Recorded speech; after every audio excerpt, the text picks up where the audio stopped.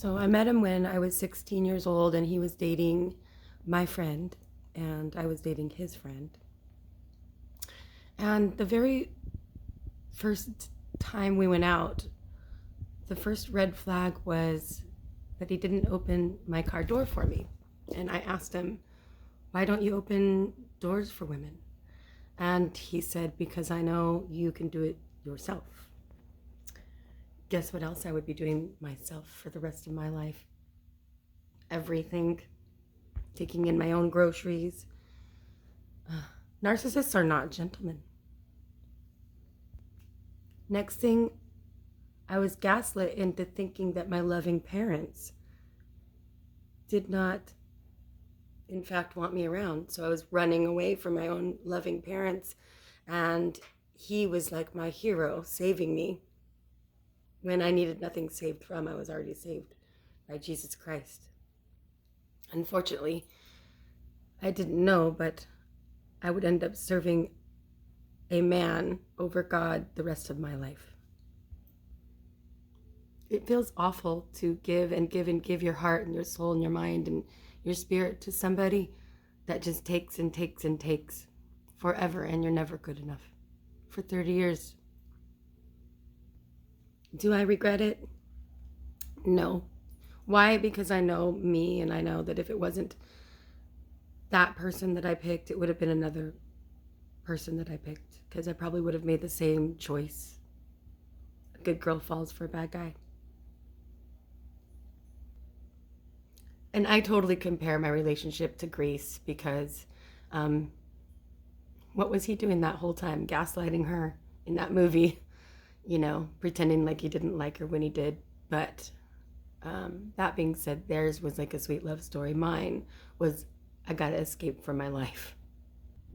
And I'll never forget the day I was down crying, wanting to die, when all of a sudden I knew, I gotta get out of this. We actually do have enough strength to get away.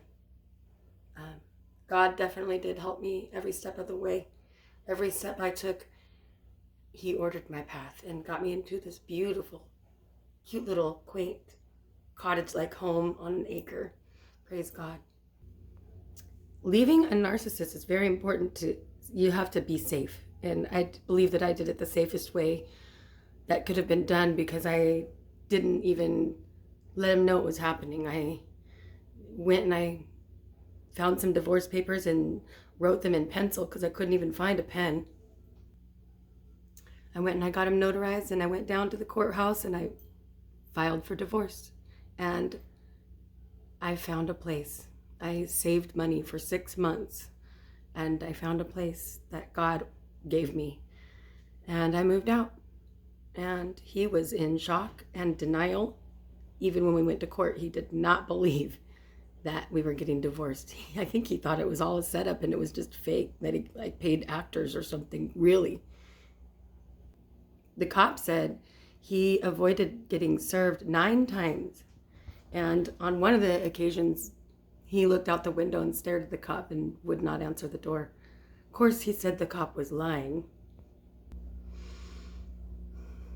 I have come to the realization that it's possible people just don't understand a narcissist's mind.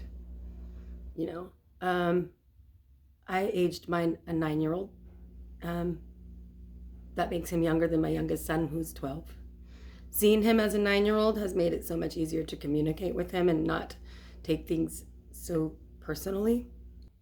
I got 3 boys with my ex-narcissist, so we can't do no contact. And I have learned through Dr. Ramani and Rebecca Zung, who's a lawyer that helps you negotiate with narcissists, how to talk to a narcissist. For instance, you can never ever do constructive criticism. I have learned that I have to start my conversation with, "I'm not attacking you. I just want to talk about something, and it's not even an attack against you." Because you cannot criticize them in any way, shape, or form. They will believe that they are being attacked. I did the thing that you're not supposed to do. I told him he was a narcissist. But the way I did it kind of worked a little bit. Yes, he did say I was the narcissist, but luckily I took psychology and I could say no. I took psychology and I know personality types. My personality type is an empath and now a super empath, because a super empath is the only one that can defeat a narcissist, believe it or not. You have to communicate in a completely different way. So all my life I was just in confusion, wondering what just happened here and why can't we resolve this issue? Why? Why can't we resolve the issue? Because their minds are completely different than ours. They see things, because they're constantly lying all the time, they believe their lies. You can't ever resolve anything. But I told him that I was a super empath and that, narcissists and empaths, they fall in love deeply, because the empath is the giver that the narcissist is always looking for in his life. And like the song that never ends, it goes on, my friend. You're never going to stop giving and you'll never be good enough. Knowing your worth, that's the most important thing. That's how you get out. You don't deserve to be treated that way. And they think that you're coming back. They do. I'm 6 months out now of the divorce and 10 months moved out. And I still think that he thinks that he's going to get me back. I assure you, he is not. I got set free and I'm keeping my freedom now. And now I want to be here to help you. So I'm going to do my best to come up with subjects and see what I can do to help you, because I got out safely. And you can too, I think. You got to be a step ahead. That's my advice. So watch your videos, take your notes, and practice. I've got this up there. Don't defend, don't explain, don't engage, don't personalize, no contact as much as possible. That's from Dr. Ramani, and it works. You've got to stand there and watch them have their temper tantrum, and don't defend, don't explain, don't engage, don't personalize. Well, that's my first video of the day. I hope you enjoyed it. And if you like it, hit subscribe.